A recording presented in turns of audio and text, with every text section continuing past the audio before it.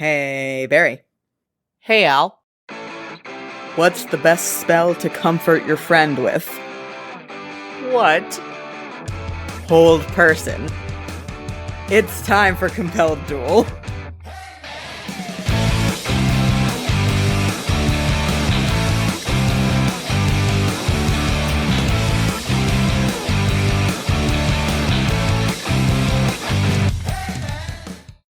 Hello, everybody, and welcome back to Compelled Duel. I'm Al.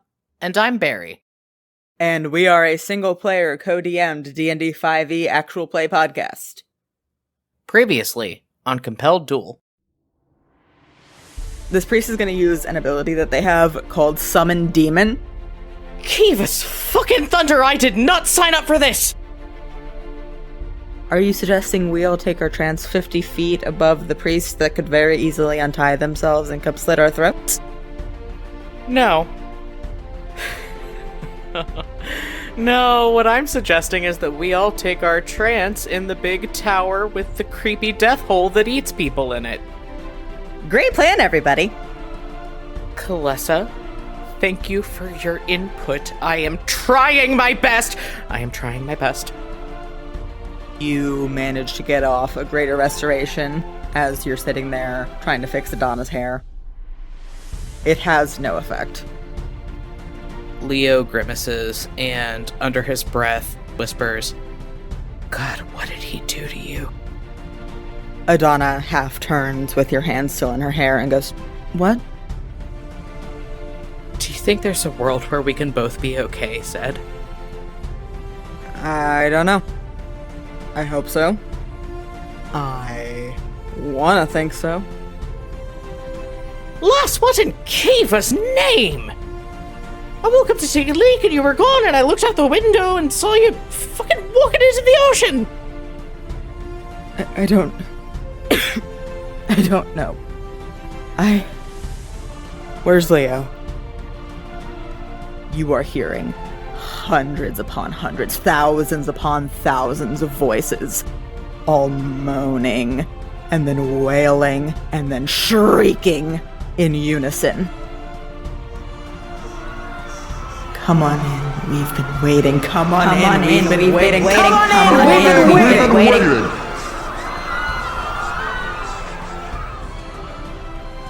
And then you black out.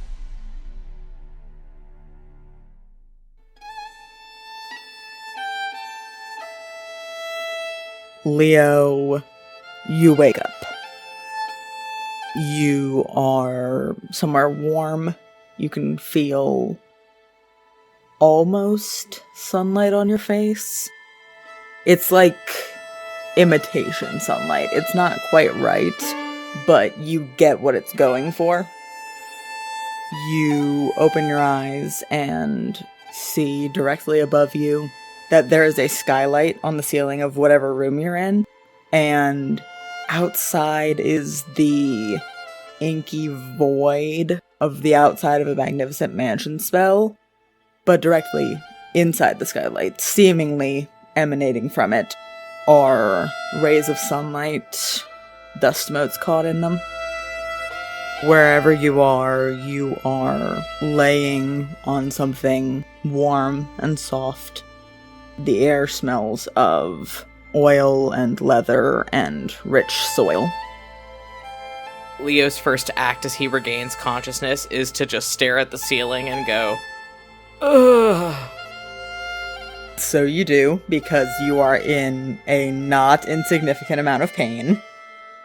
As you do that, almost instantaneously, the skylight in your vision is completely blocked out by the head of one Miss Kalessa Petrus, appearing right above your face. Good morning, sunshine. Are you aware that you almost took a swan dive into the death hole? Leo blinks slowly. Oh shit, is that what that was? Oh god, where's Fee? She's fine, everybody's fine, we're not in the fucking tower anymore. I want to go on record saying that I thought that was a bad idea, by the way. Yeah, congratulations, you were right, I was wrong. In other news, water is wet. Zed was there. Where's Zed? I think you sit up as you're saying this. Kalessa is sitting on a chair next to the bed that you're laying on, kind of twirling one of her knives. Ozed's having a complete fucking meltdown outside. Go ahead and roll insight for me. 21. Kalessa's freaking out. You can kind of see from the speed at which she is twirling this knife, from the way that her fingers are plucking at the fabric of the shirt she's wearing, from the set of her jaw, she is extremely worried and not processing it very well. Oh, God, when will I be done fucking things up? Leo's gonna try to sit up and get out of bed. As you get up, you notice some things about this room that you're in. You were laying on a bed with a very low frame, piled high with blankets and pillows. There is, in addition to the skylight, a fireplace across the room with a bunch of cushions on the floor around it. Other than that, a lot of the floor space is clear. You see a punching bag hung up in the corner and a lot of free space to move. Except for the corner opposite the punching bag, in which there are several little planters.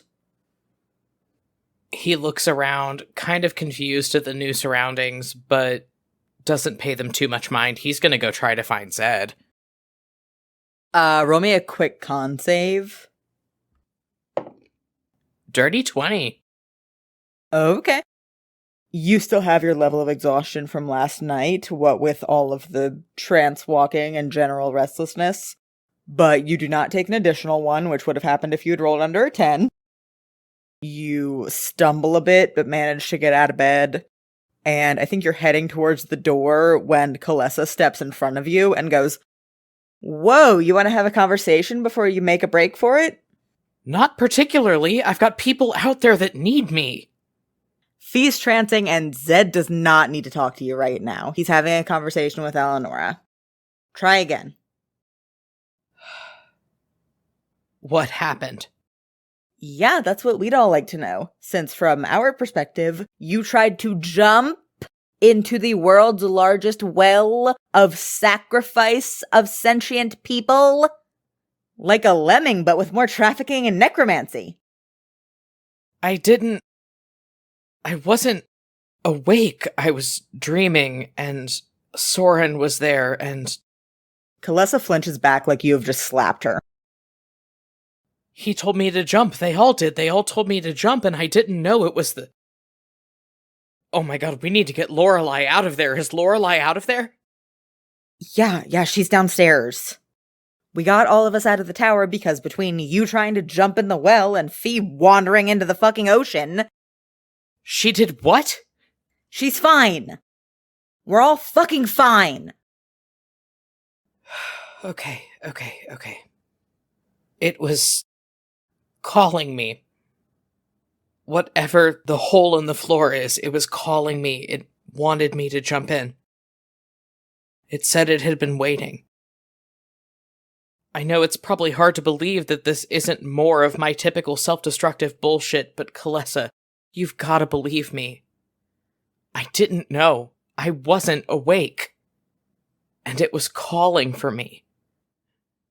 Kalessa takes a step back and just crosses her arms over her chest, and you watch her jaw twitch. Look at me in my eyes, and promise me that you didn't know what you were doing. Did I know that I was taking a swan dive into the death hole? No. I wasn't awake, and Soren was there, and... Do we know anybody named Ophelia or Ashrin? Kalessa blinks and goes, "What? Do we... Ophelia like Soren's Aunt Ophelia? What are you talking about?" Soren didn't have an aunt. What are you talking about? It was just his two uncles, his mother's brothers. No, his dad had a sister. She died when she was little. Right? I know he told me that. Why is she relevant? What are we talking about? Ophelia and Ashrin. Oh, God. Leo's gonna try to shove past Kalessa and run out into the hall. Yeah, roll dex. We'll do a dex contest. You have disadvantage because of exhaustion. Even with disadvantage, that's a 16. Okay, Kalessa gets a 15. You manage to slip past her out into the hallway. What are you doing? What hallway am I in? Because I'm just now remembering all of the names of Sabine's siblings on the doors from the last time I was in here. I remember that one of them was Ashrin. I'm trying to find that door. You're in the right hallway. You see the staircase way far ahead of you going down, and all the doors with the names of Sabine's siblings in front of it. There are a bunch of new rooms crowded into this hallway in a way that doesn't really make sense spatially. Sabine's siblings have all kind of been bunched up further down, but the door that you just came out of is labeled the same way all of those doors are, with the names Leo and Zed. You see another one further down the hall that says Ereve, another one that says Kalessa and Eleonora, so on and so forth. You can head right down the hallway, and you do see the nameplate that says Ashrin on it. I throw open the door. Roll a whiz save. 13. That doesn't do it. It is inky blackness, just like the doors of Hugo and Cyril that you opened yesterday, you think? Except directly on the other side of this door, with her hands braced against the door frame, is the little girl from your dreams. Gone is the cheerful petulance that you remember from your dream. She is staring you down with her jaw set defiantly. She is about the equivalent of 13 years old. All limbs like she's just gone through a growth spurt. She is a pale little kid with white hair and extremely, hawkish features. She's wearing a nightgown, as if she has just been tugged from her bed in the middle of the night. And you see, as you look at her, that it and her face are smeared with what you think is ash. She continues to stare you down, and then nods and disappears. And you have proficiency in performance. Fan-fucking-tastic. I'm probably gonna need that to pretend that I'm okay right now. Leo slams the door shut, whirls around until his back is against the wall out in this hallway, and just slowly sinks down to the floor and puts his head in his hands. They were all dead. They were all dead. Oh god, they were all dead. Kalessa had rushed out the door on your heels, and she skids to a stop in front of you. What are you talking about? What's going on? From the spot where he's curled up on the floor, Leo looks up at her, his jaw going very tense. I need you to not tell Zed. And I need you to not tell my mom. She pauses, and then takes out one of her knives and starts twirling it again. Yeah, okay. Just please don't leave me out of the loop again. Whatever's in that hole in the floor in the tower, it's old, and it's dead, and it wants me. Kalessa, it wants me.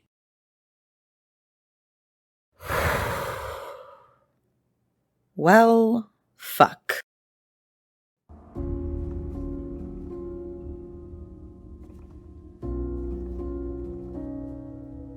Fee, you wake up from a brief rest, still feeling like you have been run over by a cart. When the captain dragged you, sopping wet and very confused, back up to the tower, you walked in to something utterly horrifying. Namely, your brother unconscious on the floor, and an absolutely inconsolable Zed, more upset than you have ever seen him in the entire time you've known him, screaming at all the people coming down the stairs about how Leo had just tried to jump into the hole in the floor at the base of this lighthouse. Yeah, you could say Fee was a little upset by that. Absolutely, and obviously, evacuation of the tower followed rather quickly. But honestly, everything between the moment you walked back into the lighthouse and waking up in this bed that you're in right now is pretty much a blur. You open your eyes to the inside of a bedroom that is unmistakably Sabine's. It's decorated very much in the way that the captain's quarters back on the ship are. Lots of sheer, gauzy, red and yellow and orange scarves hung up all over the place. There's a big, wide, floor-length mirror on one side of the room and a small wood-paneled area on the floor that looks to be a dance practice space. The decor in here is eclectic in a way that's somehow still cohesive. There's a lot of, small mismatched rugs layered across the floor, lots of knickknacks from various travels and you would assume beacon missions, set up all over the bedside tables and a desk in the far corner. The wall directly opposite from where you are lying in this bed is just covered floor to ceiling, side to side, with tacked up pieces of art. There are a few beautifully rendered sketches and watercolors mixed in that you notice have Florian's signature on the bottom. But there's also, macaroni art and finger painting projects and, those little handprint turkeys that kids make in elementary school. And as you're lying there, you start to notice more of the signatures on some of this artwork. There's a glitter-encrusted holiday card tacked to the wall, signed Love Oberon. There's a lumpy, lopsided clay pencil cup on a desk with the name Colette scratched into the side. There's a childish drawing of a big manor house that looks like the one you're probably inside now, with a family of 12 stick figures out in front of it, with the name Ashrin in big blocky letters at the bottom of it. And hanging from the ceiling in a corner is this little handcrafted mobile made of sticks and yarn tied together that is spinning slowly beneath the weight of all these little folded paper animals, like little paper birds and a little paper bear. And all of these little animals have "To Sabine from Sid" written on them. You are alone in this room.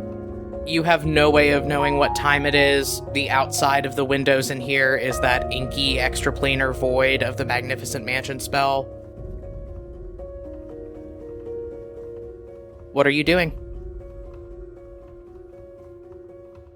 Fee sits up and looks at all of this art for a very long moment, and then takes a deep breath, gets up, and she's gonna head out, try to find anybody at this point. Your hand is poised over the doorknob when you hear the sounds of a muffled argument from out in the hallway. You hear Sabine's voice, hushed but very intense. "You cannot be serious after everything that she has just been through. You can't give her a little time?" And then you hear the sound of the captain, sounding very stressed, biting back. "Well, pardon the fuck out of me, Sabine. As the person who pulled her out of the ocean, I know what's at risk here. And I won't have either of you on this rock for a second longer than you have to be. So I could argue that time is the one thing we don't have." Fee opens the door. The captain and Sabine are right outside. The captain is still very damp, hair drying in salty curls down around his shoulders. And Sabine looks exhausted. They're up in each other's faces a little bit as you open the door. And you notice that the captain has a scroll of parchment and a wax seal clutched in one hand. Fee looks at both of them and then says, "You know, if the two of you are going to fight about me, you could at least do it somewhere where I can see and enjoy it." They both freeze and then pivot slowly to look at you. The captain deflates a little bit, looking kind of guilty, but Sabine jumps straight into caretaking mode, takes one step over the threshold of this door, and gets both hands up around your face. "Oh, thank Kimmerl, you're up. Okay, do you need anything? Do you need more blankets? Are you cold?" I'm okay. Is everyone else, is Leo up yet? She grimaces. "No, he's still trancing and off, but Kalessa's with him. Zed needed to step away for a minute. I know coming back into the Magnificent Mansion spell isn't ideal, what with the killer priests downstairs, but I think at this point it's better than the alternative, and Fen and Mia and Ravain are setting up a guard rotation." We have Ravain guarding the highly trained murderers? Yeah, we weren't going to. The prisoners were being really mean to him when we took him down, but then he did the mushroom thing, and they all screamed, and one of them peed their pants. Understandable. The corner of Sabine's mouth twitches, but then she looks at you and goes back to an expression of grave concern. "Anyway, we're all safe, everybody's okay, you should be laying down." She snaps around to glare at the captain over her shoulder. "And resting, and not worrying about anything else." Sabine. I'm okay. Fee turned to the captain.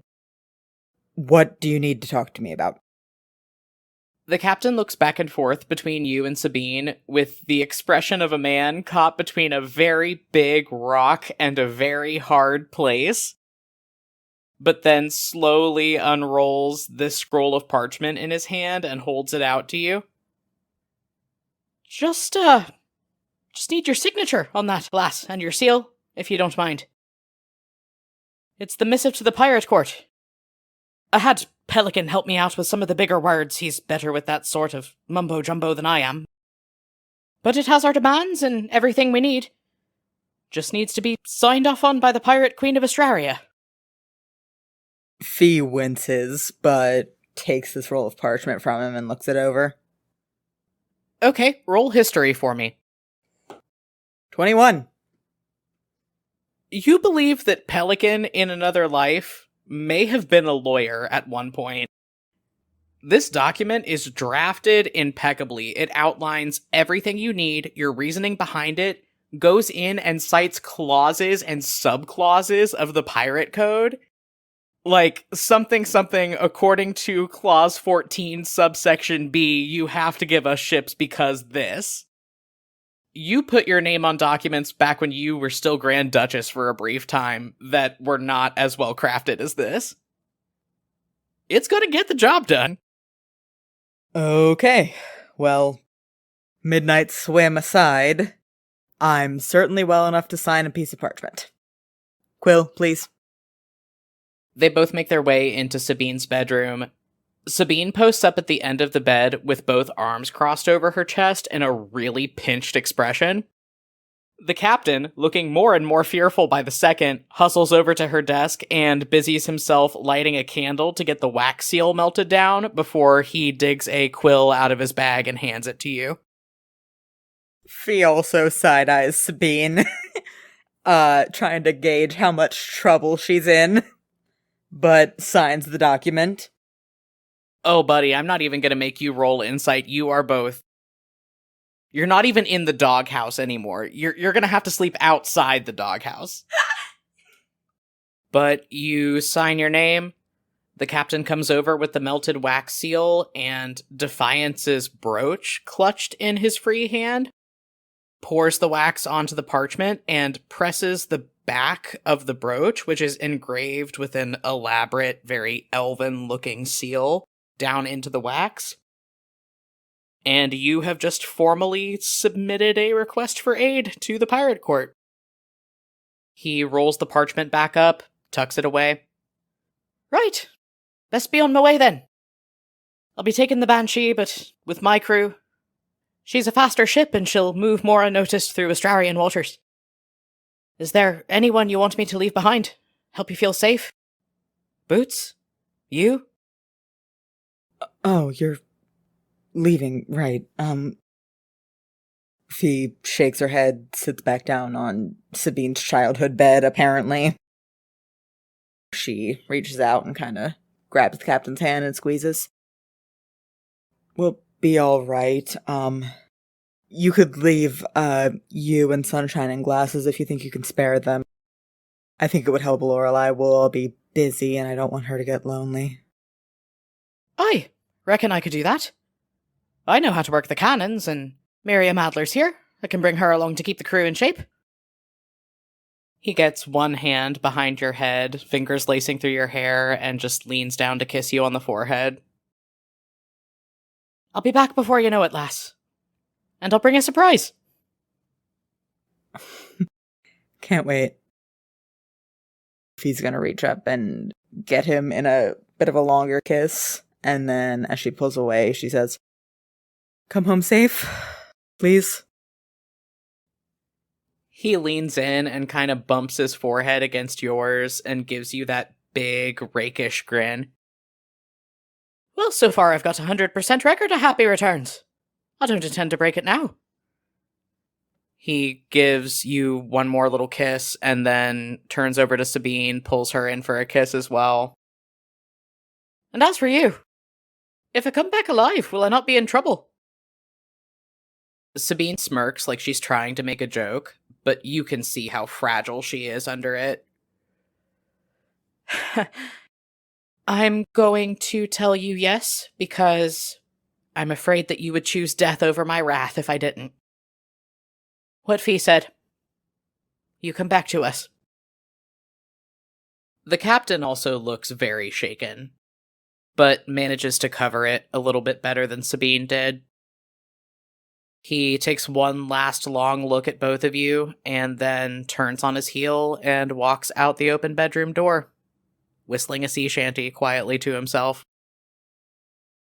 Fee watches him go, and then deflates, and turns to Sabine and says, "Please don't be mad at me." I'm not mad at either of you, I'm just concerned. I know that it wasn't your fault what happened, but that doesn't change how scared I was when I woke up and looked out the window and saw you walking into the ocean. And the captain... He has a point, he's right, but when he brought you back, I had never seen him look so helpless in my life. It's so quick that you almost don't catch it, but briefly her eyes dart from you over to the wall of her sibling's art. And I've got a lot of experience with the lengths people will go to when they feel helpless like that. I'm concerned. I appreciate that. And I love you. And I'm sorry I scared you. But every step we take closer to finishing all of this is one step closer to me and you reclining on a beach somewhere. And speaking personally, that's what I'm working towards. Okay? I'm alright, I promise. I'm glad. That makes one of us. Come here. And Fee's gonna grab her hand and just tug her over to the other side of the bed and throw an arm over her and just lay down. Sabine stiffens for a moment.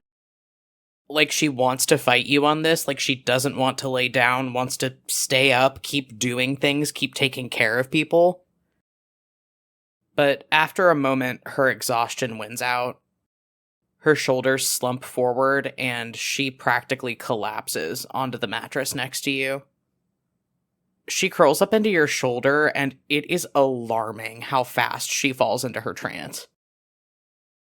And as you're laying there, Sabine's deep, even breathing washing over your shoulder, you notice that for the past couple seconds, you've been smelling smoke. But as she relaxes and takes her trance, it fades away. The captain hops on the Banshee. He makes a vague mention of sending a message ahead to one of the ships that is still down in the Zephyr Isles to meet the rest of the pirate monarchs at Parlay Cove and get them to all meet up somewhere that is slightly closer to Luxagallen, so he'll be away for less time. And then he and the crew head out. Leo, when Zed gets back to the room that the two of you are apparently staying in, there is no evidence of the freak out that Kalessa implied that he had. He is cool and calm. He doesn't bring up what happened, but that's mostly because he doesn't say pretty much anything to you that day. Yeah, Leo's matching that energy. He's not talking about it either. The two of you sit in a protective silence for a few hours. You get called down to dinner. You go about the motions of your day. The next morning, you wake up and Zed is already out of the room. What are you doing?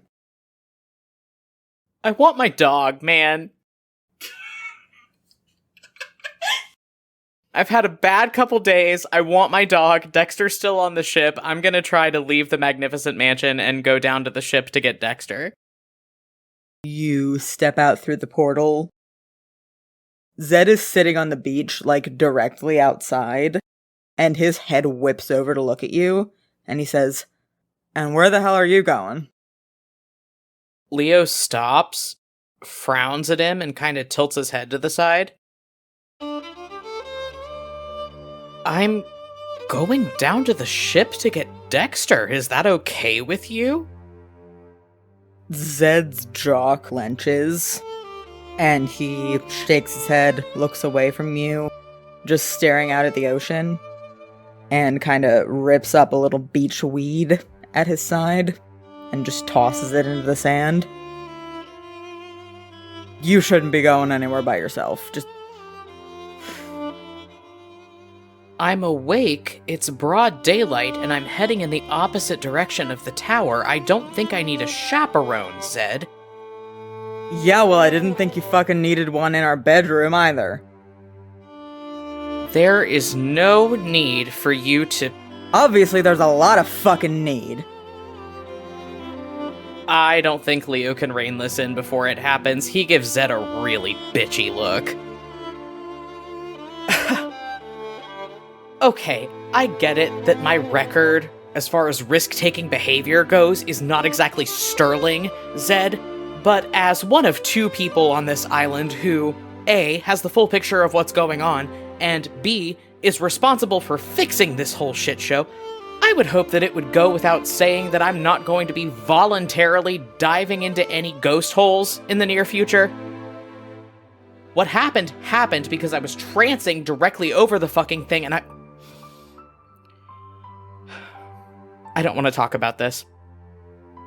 I shouldn't have to talk about this. I am a grown-ass man, I am pushing 132 years old, and I don't need a babysitter to go get my fucking dog. You watch the muscles in Zed's jaw twitch again, and then he gets to his feet in one fluid, graceful motion, shoves past you to the portal, holding the door open, and says, "You know what, boss? Do what you want. You were going to anyway." Oh no. No. No more plausible deniability. We are in this now. You have got to start saying the quiet part out loud. Tell me what you really think, Zed. Tell me how you've been freaked out from the jump about the ghosts and the bones and the necromancy and everything that's a huge part of me. Tell me about how after everything we have been through, after all the work I have done, trying as hard as I can to get better, that you still can't trust me to not try to get myself hurt. Tell me about how you think I'm fucking crazy. You're fucking acting like it! You know what? Yeah, sure. I'm the asshole here. I have one backslide in the worst year of my life, and you get to surprise me with fucking interrogations on my sobriety like I'm a flight risk. But fuck me for showing some concern after I have to stop you from jumping into the fucking hole where your ex died. Interrogate. If one earnest question is what counts as an interrogation for you, I would be enchanted to know what you call keeping me on lockdown because of something that happened while I wasn't fucking conscious. But you know what, honey? Keep on not trusting me. You were going to anyway. And Leo turns around and marches down to the ship and gets Dexter. You go down to the ship, snap off an animate dead, and Dexter's up. What are you doing? I go find his leash, and I take him for a walk. I'm not going back in that fucking magic house right now. So true, bestie. As you're walking through the woods, Dexter suddenly starts pulling on the leash, and lets out a woof. Dexter, heal! It's a rabbit. Heal! Dexter continues pulling and lets out a whine, and then you hear Verity's voice through the trees. Is that my good boy? Assuming I survive this, obedience school for you. Leo drops the leash and lets him run. Dexter bolts through the trees. You hear various Verity cooing noises, and then, oh, does he want rib scratch-ins? And then a sound like a xylophone, but bad. Oh no! Leo, moving much slower than his dog, is going to follow the source of these noises. You find Verity in a little clearing, kneeling on the ground, furiously scratching at Dexter's ribs. She looks up as you walk in and goes, "Hi, Leo! I found mint." Yeah. Awesome. It is! I was out with your mom earlier, and she was telling me about the herb lore of Luxgallen, and apparently mint is invasive here, so I can take as much as I want. Leo's, actively trying not to cry. Yeah, that's great. You know what, Verity? Tell me about the mint. I could use something to take my mind off things. Verity squints at you for a long moment, and then says, "You seem upset. I'm told I'm a bit of an empath. I can sense these things."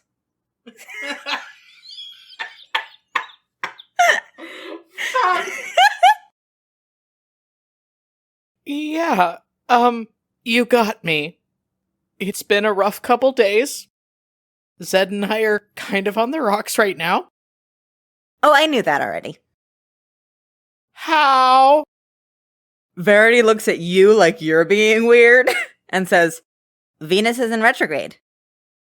What's Venus? Don't worry about it. Okay. The mint? Oh yeah, the mint. I'm gonna make tea. And then she just goes back to picking mint off the ground. Why? No, actually, this is what the therapist said was a constructive coping mechanism. Verity, can you help me? With what? With not losing my goddamn mind. But if you need something more concrete, I would love to get a little starter garden set up in front of the magnificent mansion, if that's okay. I'm frankly surprised anything can grow on this island at all. All I can feel here is death and anger and loss. That sounds hard. I found tansy too. And she pulls some tansy out of her bag and shows it to you. Yeah, awesome. So just some starter flowers, like right in front of the door, so I don't move more than 5 feet away from my new prison and make my boyfriend mad? That would be great. Verity tilts her head and she says, "Well, I don't know what we could get started right in front of the door since it's on the sand." Potted plants, perhaps? "Oh, that's a good idea! I don't have any pots." She looks away, troubled. "I don't know where we're gonna get pots. I haven't seen a potter here. I guess if there's a potter, we probably have him locked up in the basement." There are pots in my room, and you can go into my room to get the pots, not for anything else. "Oh, cool. Yeah, we can get that set up then." She hops to her feet and says, "Dexter, come on." And she starts heading off back towards the beach. Roll me a quick charisma check, and I will also roll one for Verity. I rolled a 5. Verity gets a big fat +0. But she rolled a 7. Dexter goes with her. You little fucker. I got into a fight with my boyfriend for you. I'll remember this, Dexter.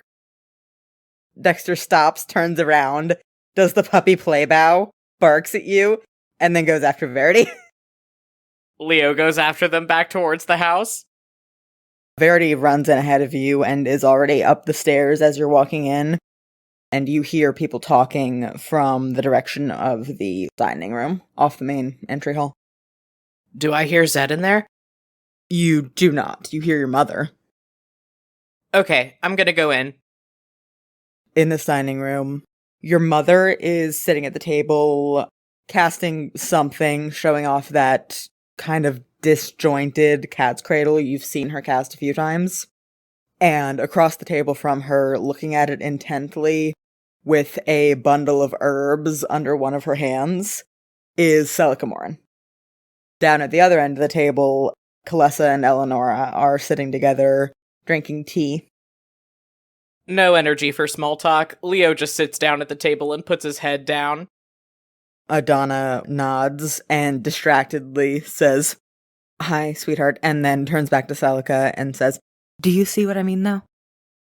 Celica, still staring intently at this cat's cradle, goes, "No, yeah, I know what you mean. It's fascinating.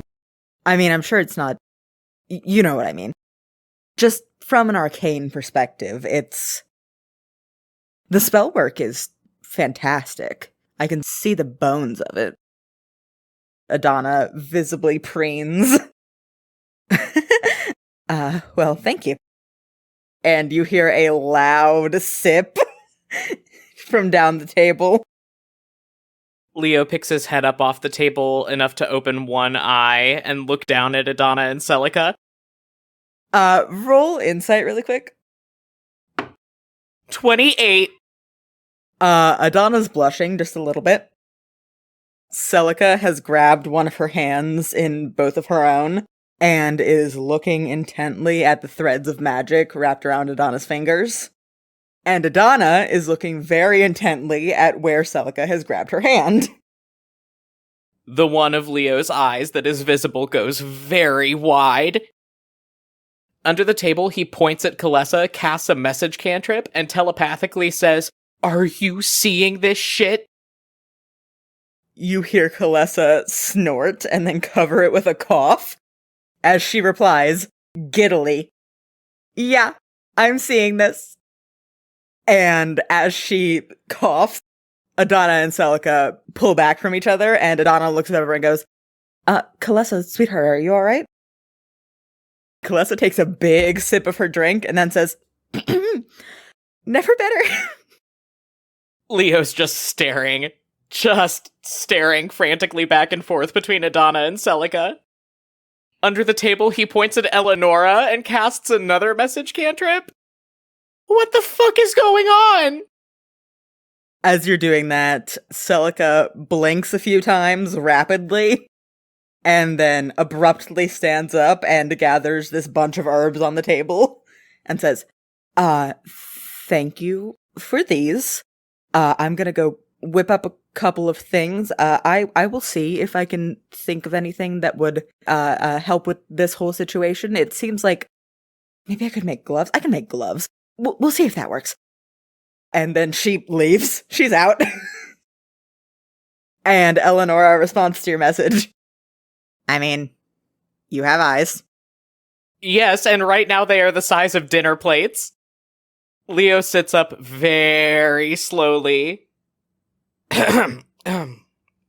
So, Verity found Mint, and Zed and I had a really bad fight, and I cried.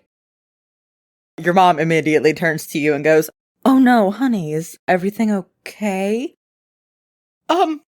Jury's still out on that. It's a bit of a complicated situation. Mom, do you like women? There is a moment of silence, broken only by sounds from the foyer of someone walking across the floor and then Verity yelping, and then hurried footsteps back across the foyer and up the stairs. Your mother squints at you and tilts her head and then says, "Honey, of course I love women. As a feminist, solidarity is very important to me." No. Not like that. Well, I mean, yes, like that. Girl power. Go for it. But, I mean, do you like women? From down the table, you hear Eleonora struggling not to laugh. And Adana squints a little more and then says, "Honey, what are you talking about?" Okay, I am trying to find a way to put this delicately to you, my mother. Are you inclined toward the fairer sex? Do you see a reasonably attractive woman and consider perhaps holding her hand or kissing her gently under the moonlight? Kalesa wheezes, and the confusion wipes off of Adana's face, and she rolls her eyes and then turns back to the table as she says, "Oh, sweetheart, everyone thinks of their girlfriends that way." They don't! At the same time as you say that, Eleonora and Kalesa, in unison, both also say, "They don't!" Next to you, your mother says, "Oh. Oh." Leo just sits there with a 1,000-yard stare. I mean, on one hand, congratulations. On the other, I feel insane. Huh. And then from out by the front door, you hear footsteps again, and then Verity goes, "Oh, come on!" Yeah, I should go check on Verity. Mom, I'll leave you here with Eleonora and Kalesa. They're both professionals at liking women and can definitely help talk you through this, show you the ropes, help you with your orientation. I should not have picked that word. That was a bad word to pick that came out of my mouth just now. Adana nods slowly, and as you get up from the other end of the table, Kalesa says, "You also like women." Yeah, but I'm, not great at it. Ask Eleonora. Eleonora does kind of the so-so head nod, and taking a sip of her drink says, "Well, some aspects." Thank you for the highly inappropriate ego boost that you just gave me in front of my mother, Eleonora. I'm gonna leave now. Bye, ladies. Leo fucking runs. He does not care. He runs out of this room. Verity is standing just inside the door to the magnificent mansion, holding one of the garden pots from your room, and looking like she is about to cry. Leo, also looking like he is about to cry, pauses in the middle of the foyer and just looks at her incredulously. Hey, Verity. Everything going okay? No! And then, still holding the pot, she just sticks her arms out the door, and you watch this garden pot dissolve into smoke and drift away. Because any object that you take outside of a magnificent mansion spell dissolves into smoke. You gather that she has done this a few times now. Okay, I can solve a problem. I can do this. Verity, are the plants outside? Yeah. Have you thought about maybe instead of taking the pots outside, you bring the plants inside. You said you wanted the garden to be outside. What I want is so far out of the picture at this point, Verity. Thank you for your help. I need to go lie down.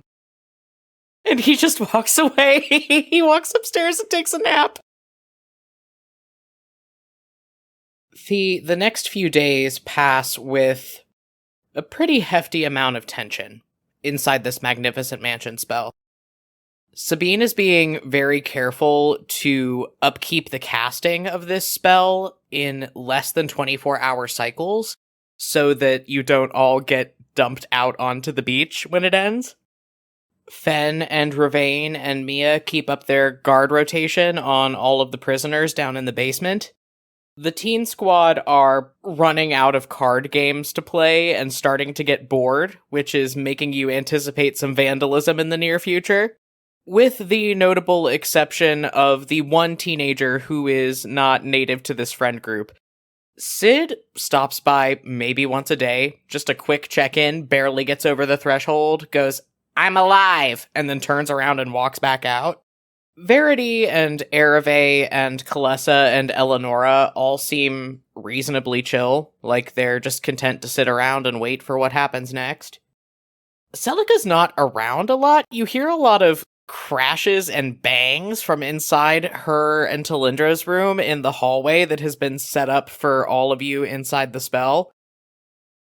Adana seems to split her time between trying to help out around the house, keep things tidy, and honestly just checking out and staring at walls for hours at a time.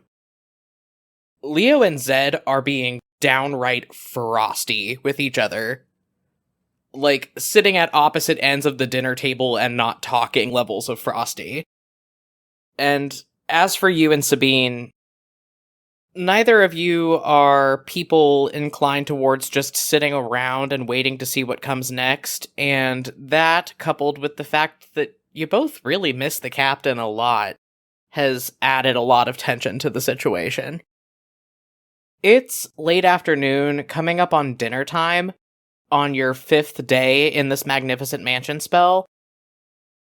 You are walking through the foyer past Leo playing fetch with Dexter across the marble floors, the click-clack of bony little feet echoing off the walls. And before you can hang the left into the kitchen, you see Sid standing in the doorway, and Sabine standing just inside. She's got both hands planted on her hips and her head tilted to the side. "Yeah, understood, Sid. Glad to see that you're alive. You could at least stay for dinner. And really, I would trance a little easier at night knowing that you're here and safe rather than up in that tower." Sid, still in his Hierophant's robes with big, dark, restless circles under his eyes, curls his lip at her. "Yeah, well, I'm the Hierophant. I'm the voice of Kimrel. I'm safer in that tower than I've ever been with you."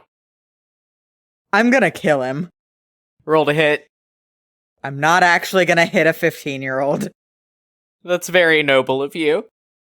And before you really get the chance to think twice about it, he spins around on his heel and marches back out of the doorway, up the beach and out of sight. Sabine closes the door and turns around, absolutely silent, and the look on her face is gutting to behold.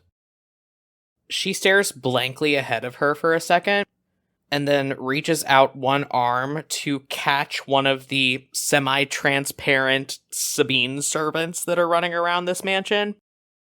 This one looks to be about the equivalent of 15, hair in a long braid down her back, bells jingling around her ankles. Real Sabine, posture very stiff, clears her throat and goes, "Go get dinner started, okay?" And then she walks right past you and up the stairs. Fee casts a baleful look at the door, and then she's gonna follow Sabine. You're far enough behind her that you just barely catch the swish of her skirt around the doorframe into her bedroom. And you hear a muffled sob. Fee goes in. Sabine is sitting on the edge of her bed, head bowed, looking down at something clutched in her lap. As you take a few more steps into this room and look around, you notice that she is holding the little stick and yarn mobile that had been hanging from the ceiling with all of the little folded paper animals with Sid's name on them attached to the ends. She doesn't look up at you as you come in, just delicately curls her palm around a little paper crane. He's right, you know. He's got no reason to trust me. For anything. Especially not to take care of him. Fee sits down on the bed next to her and hesitantly puts a hand on her back. Well, that's not true. Sabine actually bristles a little bit.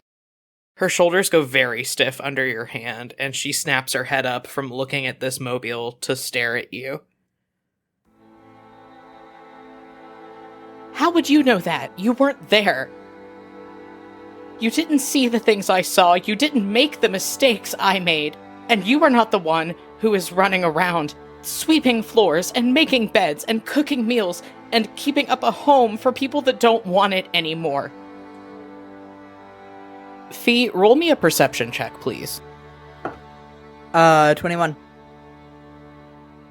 Something very strange starts to happen as Sabine is talking. It starts off really subtle. You just smell something kind of crisp and acrid on the air. It smells like somebody downstairs maybe burned some toast or something. But then it gets stronger and stronger. You notice yourself struggling to breathe, although you can't see any smoke. Your lungs are on fire. And the room is suddenly extremely hot, just uncomfortable levels of heat washing across your skin. As you look up at this wall full of all of the art that Sabine's siblings made for her over the years, you don't see flames, but you see the edges of the paper start to scorch and glow and curl in on themselves as if the paper is being consumed by fire. And you come to a pretty quick realization that everything about this magnificent mansion is tied to Sabine. It is tied to her magical power, and apparently it is tied to her mental state. And that is fostering a situation that is bad and potentially dangerous. Fee's gonna kneel down on the ground in front of Sabine and get both of her hands in both of her own.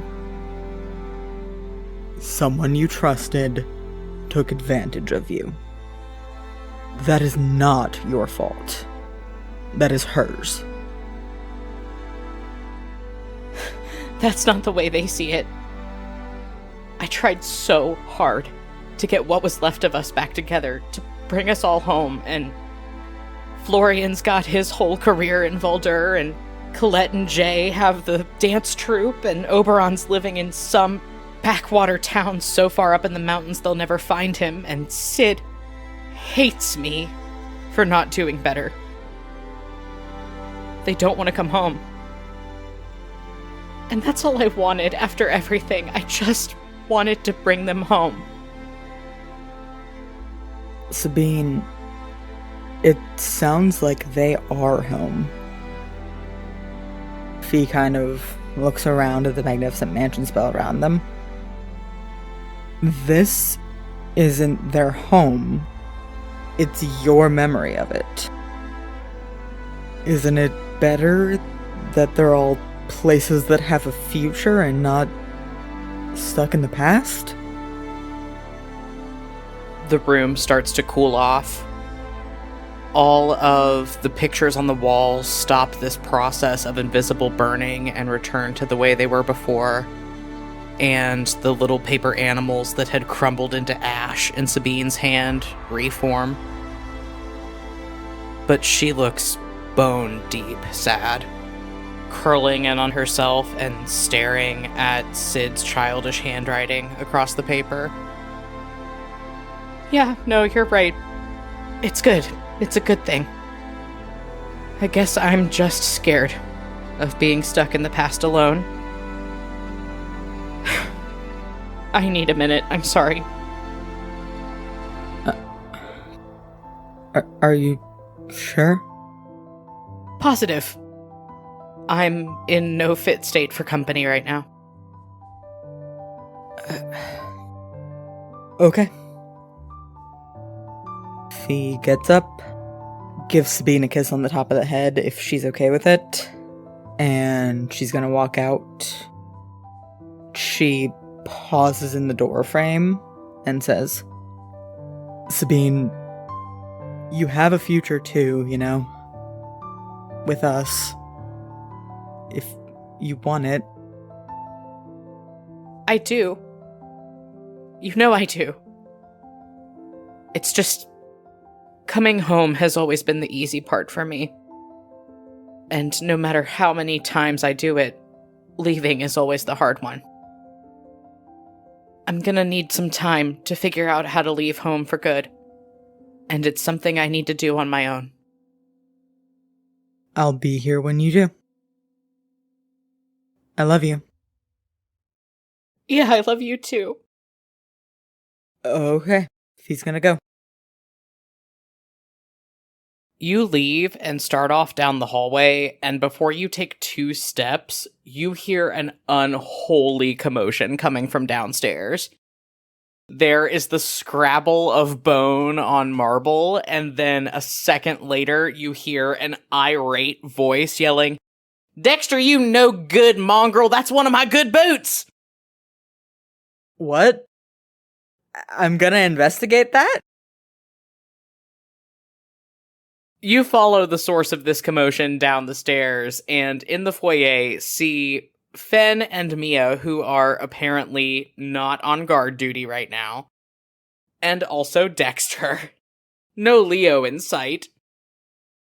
Dexter is running across the floor with a knee-high black leather boot clutched in his mouth, and Mia is scrabbling after him. Meanwhile, Fen is standing back next to the door, with the other boot raised in his hand, getting ready to throw it. Looks up, sees you, grins, and slowly brings his free hand up to put a finger in front of his lips. Fee bites down on her lower lip so hard and just nods. He waits until Mia turns the corner of one of the downstairs hallways and then tosses the other boot. He walks over to meet you at the bottom of the stairs, trying really hard not to laugh. Fee just puts a hand over her mouth so she won't laugh either. Watching Mia chase after the fucking bone dog, she leans over to Fen and says, So, not to make things tense, but I think there are a couple things you might want to ask them about. Not right now, but soon. Dexter's spectral barking and Mia's cursing fade off down this hallway, and Fen turns to look over at you, frowns. Things I want to ask them about... Oh, are you talking about the, immortal demigod dragon from the moon thing? Oh, fuck, did they not tell you? No, but I knew. Huh? Oh, yeah, they told me about everything right after the whole incident with you and Leo happened and we all moved in here. And you're just Fee gestures down the hall? Come again? Fen shrugs in that very Fernandris Tormare style of taking everything in stride and just runs a hand back through his hair, starts pulling it into a ponytail. Yeah, they got really weird and surprised too when I said that it didn't change anything about us. Way I see it, as long as they've lived, all the things they've seen, all of us must be like insects to them. But they've never made me feel that way. Not once. So why would it change anything? That's really cute, actually. I mean, thanks. We're doing our best. I don't know. I love them. They love me. Trying to bring anything else into the equation just makes it messy, you know? I should go get their boot back from Dexter, though they're gonna kick my ass. Yeah, you do that. I need time for my brain to settle. Well, as far as I know, Verity's outside hunting for herbs, Leo's upstairs being Leo about things, Zed's somewhere sulking. I think the Archduchess is in the kitchen helping with dinner. That seems like it would be a pretty calm environment. Yeah. Yeah. Good luck with your dragon partner and the boot and the dog. I'm gonna... And then Fee gets up on her tiptoes and gives Finn a little kiss on the cheek. I'm gonna go. As you walk away and Fen goes to pick up the boot that he threw, he yells after you, I want to make it clear that the whole dragon thing is not, it has no place in... Please don't say anything else. He ignores your request. I'm not into dragons. Well, I mean, I guess I am, but not like that. I'm leaving, Fernandez. And Fee walks into the kitchen.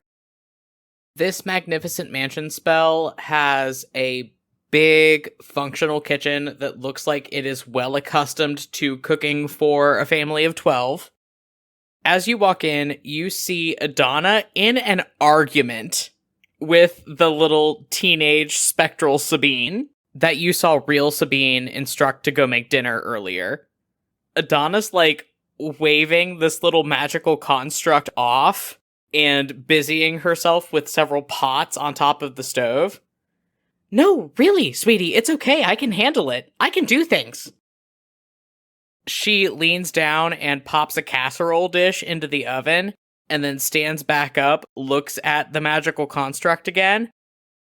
I'm perfectly capable. That will be ready in. She spreads her hands apart, and you notice that the magic between them, that previously fragmented and stilted cat's cradle, is strong and glowing. And then you see the little leather fingerless gloves pulled down over both of her hands, with a little buckle around each of her wrists. There's a small clear crystal on the back of each of them that glows in time with her magic. She peers into the center of this cat's cradle, looks back up at the magical construct, and goes, Exactly 28 minutes. I have got this. Go help someone else, please. What's happening here? Adana's head snaps up to look at you, and the magic dies between her hands. Oh, I was just trying to help make dinner. I understand how a magnificent mansion spell works. It's meant to give us all an opportunity to relax, but She starts shaking her hands, kind of flapping them back and forth. I need to, feel useful to stay present, so I figured I would make dinner tonight. Understandable, actually. Can I help? Yeah, absolutely. That would be great. I would love some company in here. Not that you're not company, sweetheart. She reaches out and pats this little magical construct of teenage Sabine on top of the head. You know what we could use your help with? Laundry. 'Cause I hate doing laundry. Wet clothes are bad for me. The little spectral Sabine shuffles off to go start on laundry, apparently.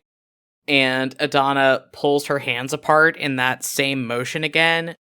The very bright, strong web of magic appearing between them. Ooh, okay, and Leo's gonna be in a mood again tonight, so I should probably make the stuffed peppers that he likes. Ferrara, sweetheart, can you help me with a little side project that I'm working on? Yes, I can do that. Your magic looks better, by the way.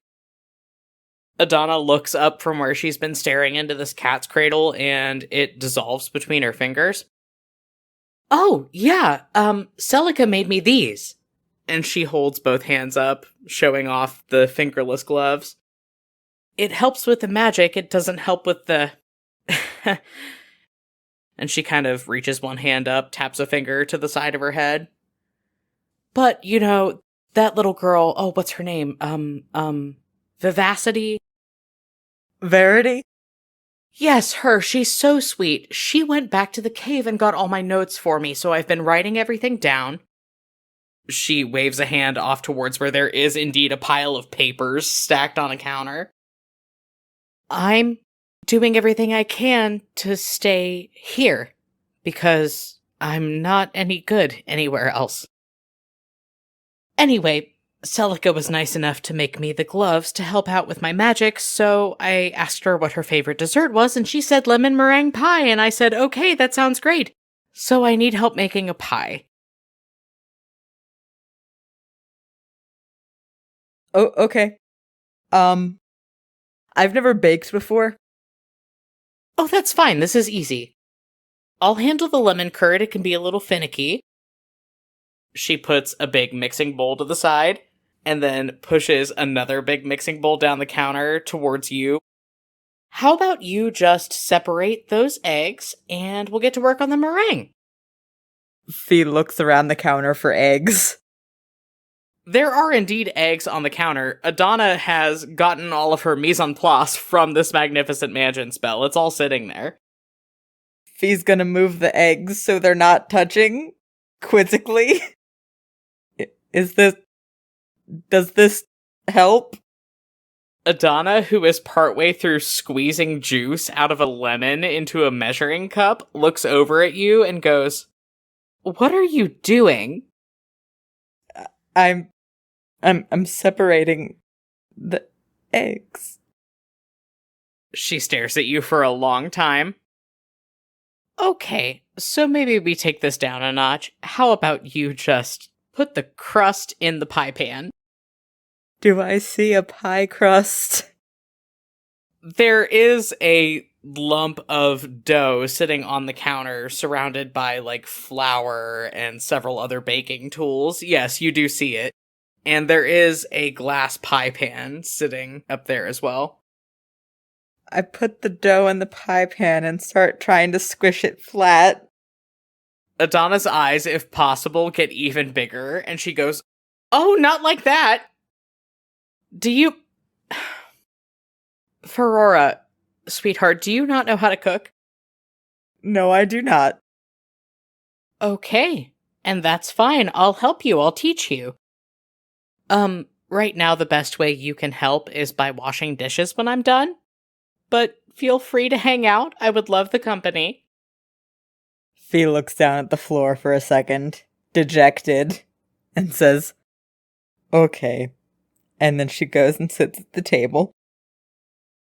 Adana goes over and grabs your misshapen blob of pie dough out of the dish and puts it back on the counter, starts rolling it out with a rolling pin. She's not really looking at you as she works, but somehow you still feel like her entire attention is upon you. It's okay that you don't know how to do these things. Shit, I mean, when I met your father, he didn't even know how to make toast. Anyway, separating eggs means this. And you watch her crack an egg over the side of one of the mixing bowls and actually separate the yolk from the white. And as far as putting the crust in the pan, you have to roll it out first. Fee, it strikes you that you've never seen a rolling pin before. Because Adana pulls one out and you have no idea what it is. You think it's a weapon for a second, you get a little scared that she's about to hit you. And then she starts rolling this pie crust out and cutting it out into an appropriate shape, laying it delicately into the pan. By the way, I've been meaning to ask you, are you feeling okay after the incident the other day? I tried to ask Leo, he won't talk to me. I had a little bit of a scratch in my throat for a few days, but I'm feeling all right now. Thank you for asking. Adana purses her lips and finishes pressing this pie crust into the tin. Oh, yeah, that makes sense. Can you hand me a whisk, please? Fee pauses like a rabbit in the eyes of a wolf. And then gets up and goes over to where the utensils are and just picks up something. Roll investigation. Dirty 20. Fee, you don't know what a whisk is, but you grab one of the metal utensils in a jar on this counter, just praying for all you are worth. And Adana looks at you very impressed. She reaches out, grabs it, and starts whipping up the beginnings of lemon curd in one of these mixing bowls. Fee does a fist pump behind her back. Adana keeps mixing. She's still not looking at you. I mean, as far as I can tell, the thing in the tower and the island are two different things. Do you understand? No. Not really. There's the thing in the tower, and then there's the island. And the thing in the tower is wrong and twisted and hungry, and it wanted nothing to do with me. But the island... she's old. And she's confused, and... she's a lot like me that way. This place has been around for a long time for Aurora, and whatever it was, first and foremost, it used to be a home. She throws a piece of parchment paper across this pie crust, weighs it down with a little bit of dried rice from the container on the counter, and pops it into the oven. That's what a home wants, right? It wants to be lived in. A home wants to welcome people.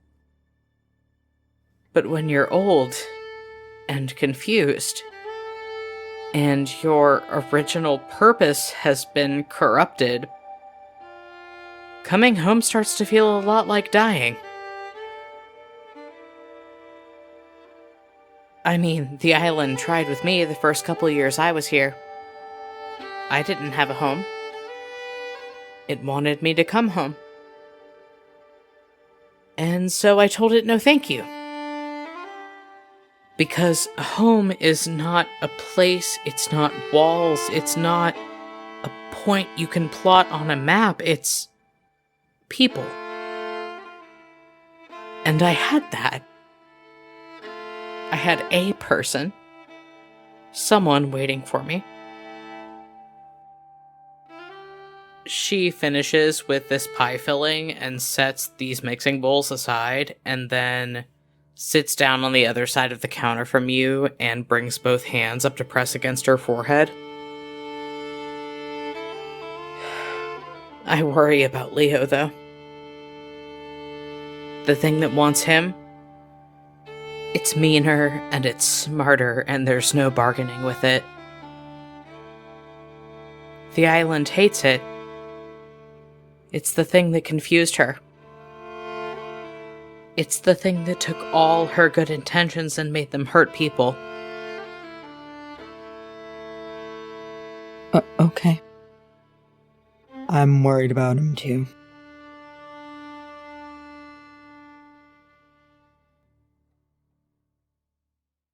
Leo, it's several days later.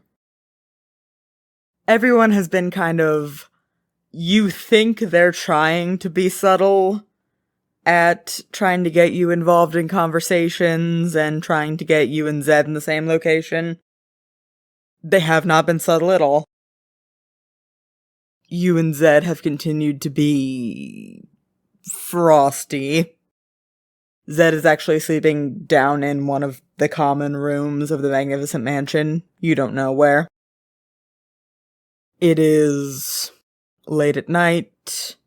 Everybody is kind of bunked down for the evening. What are you doing? If it's night and he's alone in his room, I think he's just laying there staring at the wall. And then eventually makes the decision to stand up and try to stealth out of the Magnificent Mansion spell. Okay, roll me a stealth check. 32. You manage to sneak down the hall that everyone's rooms are in. You hear Ravain in his and Verity's room talking in his trance quietly, just mumbling. You hear the telltale sounds of Kalessa and Eleonora both sleeping like windmills in their room. Various noises of people resting. You don't disturb anyone. You get down the stairs, and Zed is sleeping in the foyer. Knocked out on a couch. I'm gonna try to sneak past him out the front door. Roll stealth. Well, that was a 4 on the die, but it's still a 19. Okay. You slip out the front door. Where are you going? Up to the tower. In through the front door if it's not locked. It is locked. Cool, fun. I'll roll thieves' tools on it. Nat 20! So that's a 35 to get into the tower. Okay, you unlock the door easily. Roll a whiz save. 24. As soon as you open the door, a glyph of warding flares on the back of it, but you manage to beat Sid's spell save DC. So you walk in, you hear footsteps on the stairs, and then Sid's head pokes out over the stairwell. He sees you and he just says, "Come on, man." I have questions and concerns, alright? I just want to talk to the big guy for a couple seconds. Is there a chapel anywhere down here? Could you give me directions? Or do you hate me so much that you don't want to? Sid melodramatically rolls his eyes and then says, "It's the door to the right, dumbass." Yeah, great, cool. It is past your bedtime. Go take your trance. Fuck you. Fuck you too, kid. Don't worry about me. I've got this. Whatever. And Sid goes back up the stairs. Question. Is the ghost hole bigger than 20 feet across? It is not. I would say it's about 10 feet across. Okay, cool. Before he goes looking for this chapel, Leo's going to drop a glyph of warding spell over the ghost hole. He gets a lot of wiggle room as far as hyper-specific conditions go with this glyph of warding spell, so he's going to specify that if he crosses the limit of the spell, it's going to trigger a 3rd level sending spell to Sabine that says, "If you're hearing this, I did something stupid. I'm at the tower. I needed answers. Teleport up here. Get me out. Don't listen to me." And then he's going to follow Sid's direction into this chapel, apparently. You walk into the central chapel of the entire Kimmerlite religion. It is where Elander Valsine and Justice's mother's kitchen was. A high, soaring ceiling has been added onto it. Grand, stained glass windows, and a bunch of pews, a big altar at the other side from where you're standing. But with the knowledge that you have, you can see the bones of what it once was. What are you doing, bud? I shut the doors behind me, and I start drawing glyphs on the floor to let me cast Commune as a ritual spell.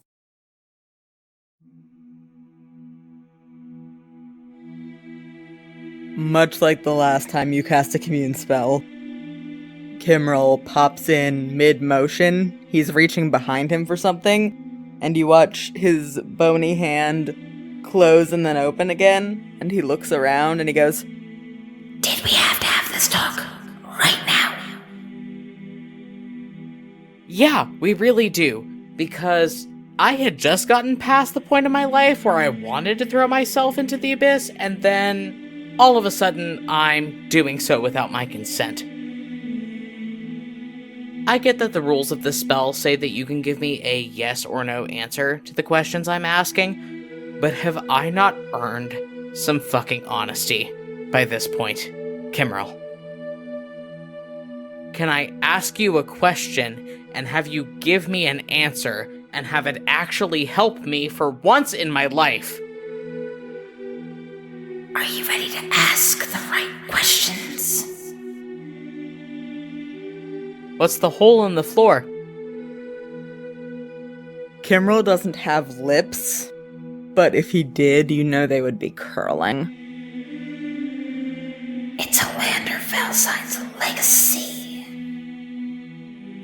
Something I don't support. So why does it want me? Kimmerl steps to the edge of this commune spell, looking down at you. At its core, it's nothing more than a broken promise. But look at it. How does it feel?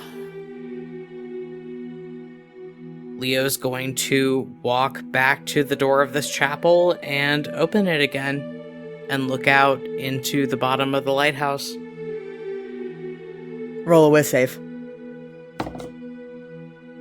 A 14. You're halfway across the room when Kimmerl says, Lyra! Leo freezes wherever he was between the chapel and the big hole in the floor. This is it, right? This is the end. It's gonna take me no matter what I want. Turn around. Now. I can't. Yes.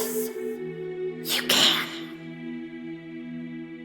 and you watch the light flare from within the circle of stones. You hear, as Kimmerl is telling you to turn around, Soren's voice calling, Leo! Leo!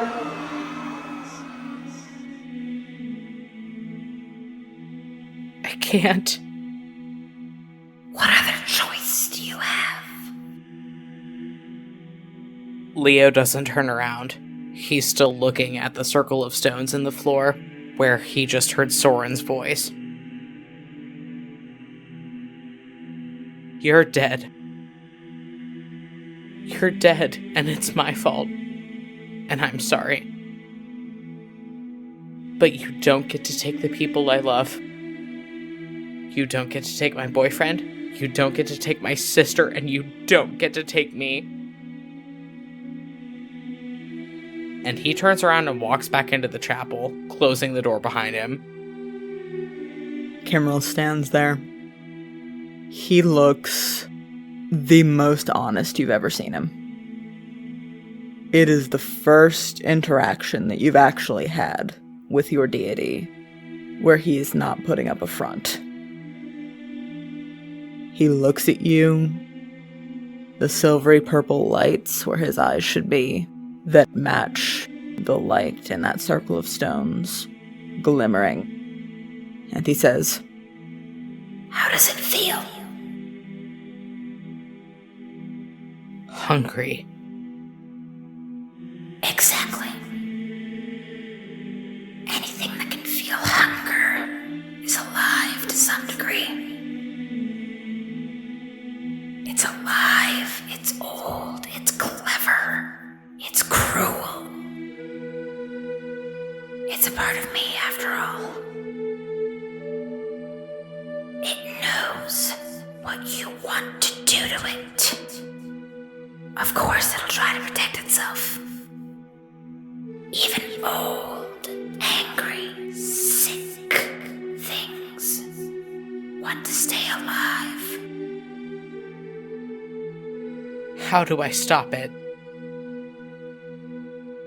He tilts his head again, leaning over the edge of this commune spell, teeth bared. It's a broken promise, Lero. You already know what you have to do. Yes, I do. The commune spell ends and Kimbrel disappears. Take a cleric level. Okay. I get a stat increase or a feat this level. I'm gonna take the Mage Slayer feat. So from now on, when a creature within 5 feet of Leo casts a spell, he can use his reaction to make a melee weapon attack against that creature. When he damages a creature that is concentrating on a spell, that creature has disadvantage on the saving throw it makes to maintain concentration, and he has advantage on saving throws against spells cast by creatures within 5 feet of him. So what you're saying is that with your magic items and all of your abilities and this new feat, Leo has, by divine providence, become a weapon specifically designed to kill Morlin Valsine? Yeah, pretty much. Absolutely delectable. You stand alone in this grand chapel, staring up at these stained glass images of Kimmerlite saints. After a moment, you recognize the largest of them, the one in the center, is Archduke Elander Valsine, staring down at you, wearing the circlet that you now wear on your head.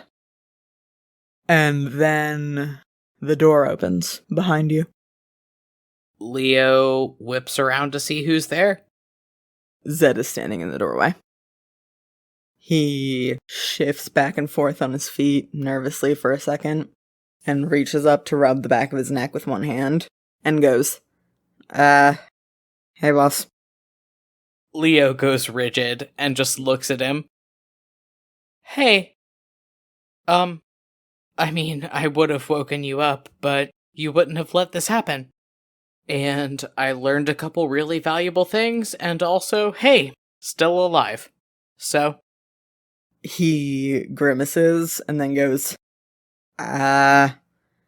you sorta did wake me up on your way out. And Barry, you can go ahead and mark that as a failure for your circlet, because Zed's passive perception is 20. Oh good, so now I crit on a 17 the next time we fight something. Yeah, that's the bright side.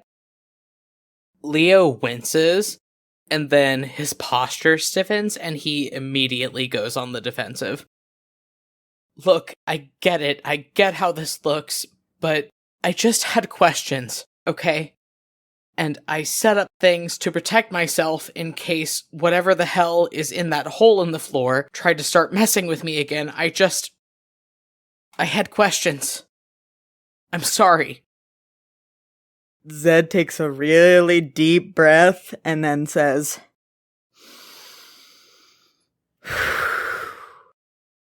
I love you and you scare the shit out of me and I followed you all the way up here because I didn't want to stop you because I didn't want to have a fucking fight about it, especially if you weren't going to do anything. And then I was standing right inside the door and you walked out and you walked toward the fucking hole and I thought I was going to have to stop you and you turned around and I'm sorry I'm an asshole, alright? What? Please don't make me say all that again. I was psyching myself up for like 5 minutes. Leo takes a step forward and reaches a hand out towards him. Hate to ask this question again, but do you want the good news or the bad news first? Zed deflates. Why is there bad news in response to the thing that I said?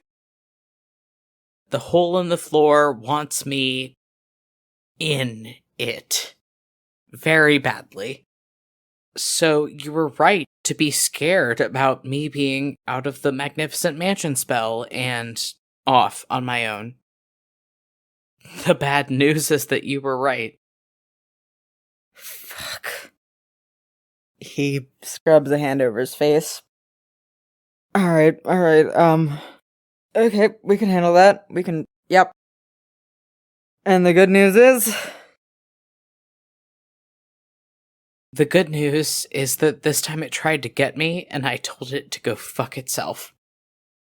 And I'm still standing here, so maybe it worked. You remember back in Tordoon, when I was so obsessed with my birthright? With what I thought I was owed? This is it.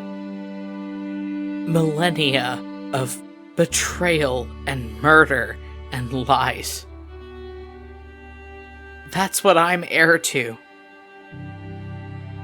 And the betrayal and the murder and the lies, they want me. But they don't get to have me. And that's because of you. I'm sorry. I shouldn't have snapped at you the way I did. You were just worried about me.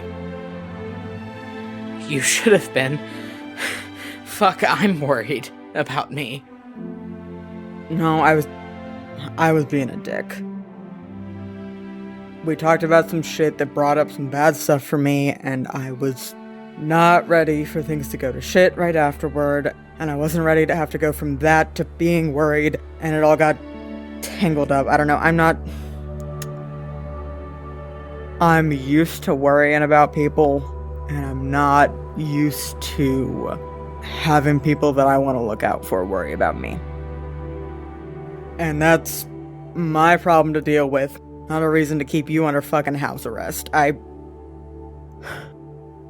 had that done to me, and I fucking hated it, and I was being a dick. Yeah, you were.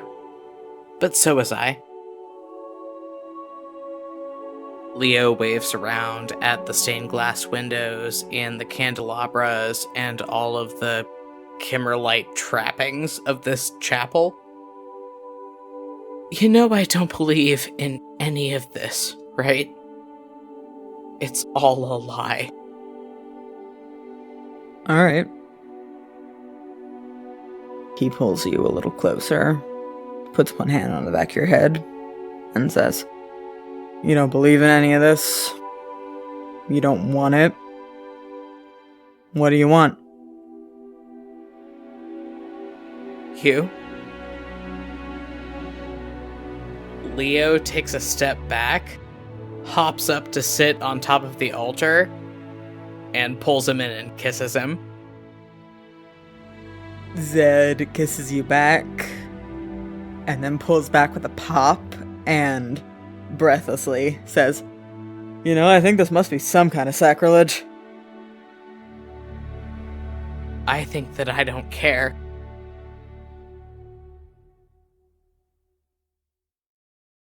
So, Fee, you spend the next couple weeks mired in a waiting game. Fortunately, Leo and Zed seem to kiss and make up in a pretty prolific way. Sabine also mellows out a little bit, and as the days go by, you start to see Sid hanging out around the magnificent mansion a little bit more. Just for lunches and afternoon tea initially, but after a while he starts staying for dinner before retiring back up to the tower. You come downstairs one afternoon to the front door swinging wide open onto the beach. What do you do? I look around to see if anybody's in the foyer. Dexter's there, gnawing on one of Fenn's shoes. I nod at Dexter. Good boy. And then I go outside. Out on the beach, Verity is combing through piles of driftwood looking for any kind of organic material that she can use for either spells or potions. And a little bit further up the beach, Eleonora and Kalessa are sitting on a sand dune, seemingly deep in conversation. But then Kalessa gets up, leans down, kisses Eleonora on the forehead, and then turns and walks back toward you. Fee shoots her a little wave. Oh, this is Kalessa we're talking about. She fully comes over and gives you a big hug. Hey, good to see you up and about. It sure is going, huh? Sure is, Kalessa. Should I take that as a hint that you want to talk about something? She scowls and then sits down on the beach next to you, grabs a piece of driftwood, and starts doodling in the damp sand next to her. I mean, it's just... Eleonora and I were talking and doing some, frankly, really optimistic thought experiments about what we're gonna do if we survive all of this. And, win. She doesn't want to go back to Estermoth by any stretch of the imagination, and I can't go back to Velental. You can't? I can't walk down those hallways again without my parents. I can't. And we've talked about this, obviously, and both of us brought it up to Sabine, who was very accommodating and said, oh, yeah, that's fine, you can join the dance troupe. But I have 2 left feet, and Eleonora gets stage fright, so... Oh. I'm sorry. You don't need to be. I mean, losing a home just means getting the chance to find a new one, right? Yeah, that's... Fee plasters on a big smile. I'm sure you'll find somewhere that makes you happy. Kalessa stiffens and narrows her eyes as she looks out onto the waves crashing against the beach. I found a person that can. It's just the place that's complicated. From right behind you, you hear the front door of the Magnificent Mansion spell open, and Leo just yelling and cursing up a storm. God damn it, Dexter, what have I told you about digging in my flower bed? I'm gonna go ahead and roll perception for him. 21, he's good. He starts checking on these few sprigs of lavender and seagrass shooting up through the sand in front of the door of the Magnificent Mansion. But then you see his eyes go sort of glassy and his face go vacant as he turns his head and looks toward the horizon. Oh, fuck. Fee turns from her conversation with Kalessa and smiles and says, Leo, have I ever mentioned how much I love it when you walk into conversations and say, oh, fuck?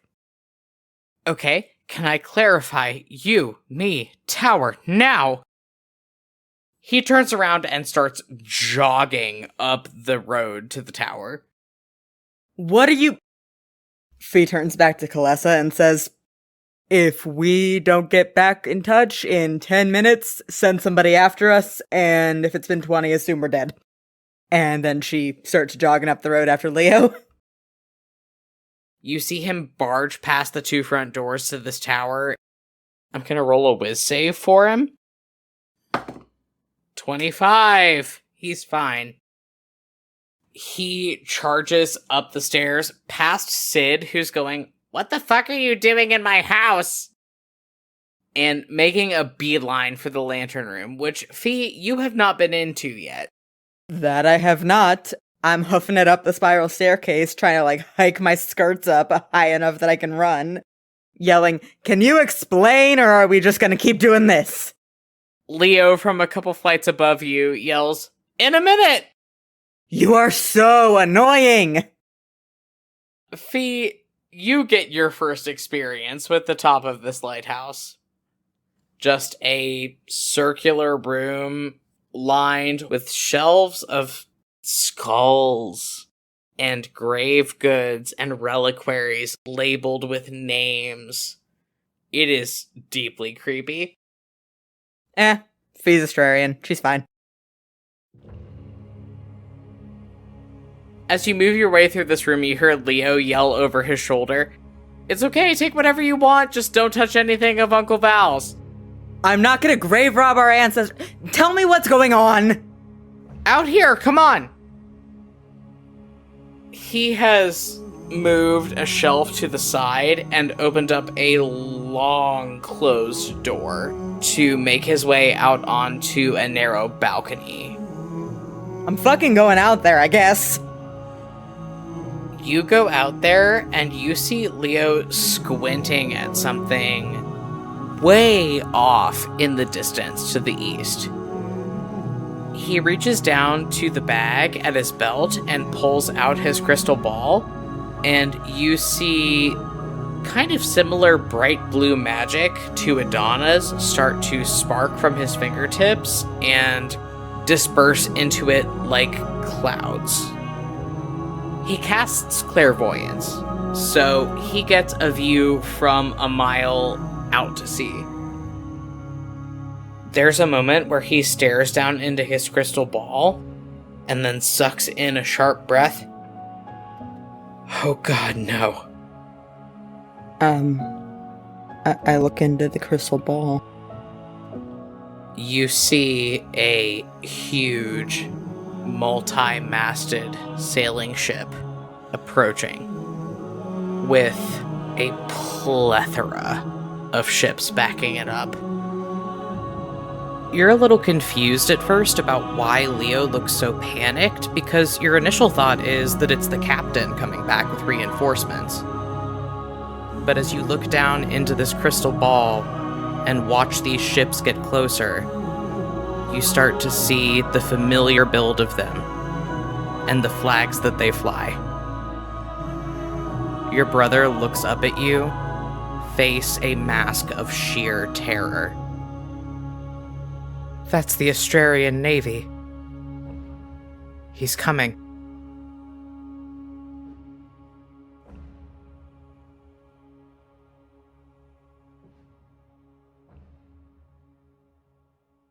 And that's where we're gonna end for this week.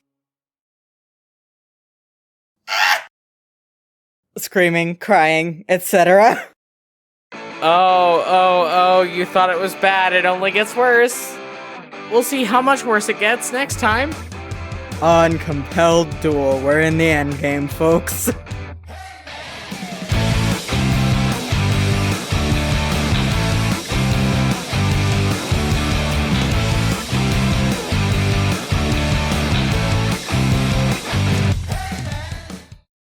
Hey everybody, Barry here with the postscript, just clearing up a couple housekeeping things here at the end of the episode. As always, I'm going to go ahead and plug our social media profiles. You can find us on Twitter, Tumblr, and TikTok at Compelled Duel. We have lots of other cool stuff going on, however, an official website, an official Spotify profile, our official merch store, stuff like that. You can find all that stuff linked on any of our various social media profiles. If you're interested in supporting the show, we ask that you consider heading over to patreon.com/compelledduel, where starting at just $2 a month, you can get access to all kinds of cool patron perks, including early access to episodes, access to exclusive playlists and bonus content, and even handwritten letters from your favorite character every month. If you're interested in supporting the show in ways other than pledging to our Patreon, we ask that if you're listening to us on Apple Podcasts or Spotify, that you leave us a rating and a review, since that helps the show get promoted to a wider audience. We host a weekly Q&A show on our YouTube every week, and we would love to see you show up for that, ask a couple questions. We always have a really fun time. And as always, if you like what you're hearing on the show, we ask that you just tell a couple friends about it. And if they like it, ask them to tell a couple friends as well. Word of mouth advertising is the most powerful tool we have at our disposal. Our release schedule is going to be a little bit different from now until the end of the campaign. So that's going to mean that our next episode will actually be coming out on May 20th, 2022. And then the episode following that will be out on June 3rd, 2022. And of course, if you're a member of our Patreon, you'll be getting access 24 hours before both of those dates. Thank you guys so much, and see you in 2 weeks.